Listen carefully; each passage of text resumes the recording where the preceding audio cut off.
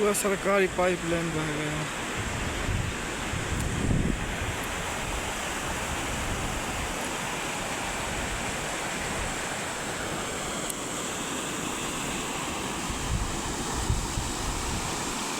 रास्ता बंद, यातायात बंद।